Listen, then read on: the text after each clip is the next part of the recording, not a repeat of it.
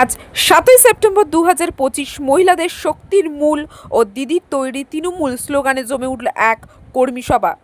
EZCC অডিটোরিয়ামে আয়োজিত এই কর্মী সভায় উপস্থিত ছিলেন প্রধান বক্তা মাননীয় শ্রীমতী চন্দ্রিমা ভট্টাচার্য, বিশেষ অতিথি শ্রীমতী কাকলি ঘোষ দস্তিদার এবং সব্যসাচী দত্ত এবং মাননীয় দমকল মন্ত্রী সুজিত বসু।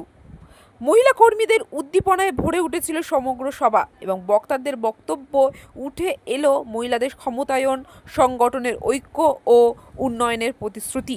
তৃণমূল কংগ্রেসের এই কর্মী সভা মহিলাদের শক্তিকে আরও দৃঢ় করে তুলল আর সেই বার্তাই পৌঁছে গেল জনতার কাছে। মহিলাদের শক্তির মূল ও দিদির তৈরি তৃণমূল।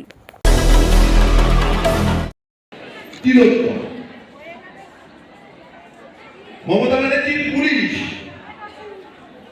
তৎক্ষণাৎ একজনকে গ্রেফতার করেছিল। তারপরে হাইকোর্টের নির্দেশে সিবিআই যায়। আজ পর্যন্ত সেই কলকাতা পুলিশ যে অবস্থানে, সিবিআইও সেই অবস্থানে, রাজ্য আমাদের হাইকোর্ট মহামান্য আদালত সেই অবস্থা, এক বিন্দু গড়ায়। সিবিআই ঠিক আছে। মমতা বন্দ্যোপাধ্যায় বলেছিলেন কি, ডাক্তারদের ধর্নায় আমি মমতা বন্দ্যোপাধ্যায় আগামী দিনে আমি ধর্ষণ করে খুন করার বিরুদ্ধে একটা কঠোর আইন আনব। বিধানসভা সভা ডেকে 1 মাসের মধ্যে মমতা বন্দ্যোপাধ্যায় সভা ডেকেছে, ডেকে আইন তৈরি করেছে। বিলটার নাম অপরাজিতা বিল, অপরাজিতা বিল, অর্থাৎ ধর্ষণ করে খুন করলে ফাঁসি। 13তম এই সভা আমরা করছি, সেটা আমরা শুরু করেছি কবে? 10ই অগাস্ট। আজকে আমরা 7 তারিখে আছি, অর্থাৎ 1 মাসও হয়নি।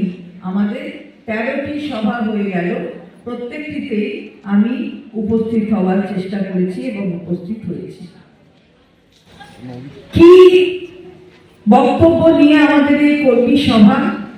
এই কর্মী সভার একটা ট্যাগলাইন আছে, সেটা হচ্ছে মহিলাদের শক্তির মূল, দিদির তৈরি তৃণমূল। যদি মহিলাদের শক্তি বৃদ্ধি করতে হয়, তাহলে তৃণমূল কংগ্রেস ছাড়া আর কোনো রাজনৈতিক দল নেই যারা মহিলাদের কথা ভাবে। এটা কোনো অসত্য কথা নয়, এটা প্রমাণিত সত্য।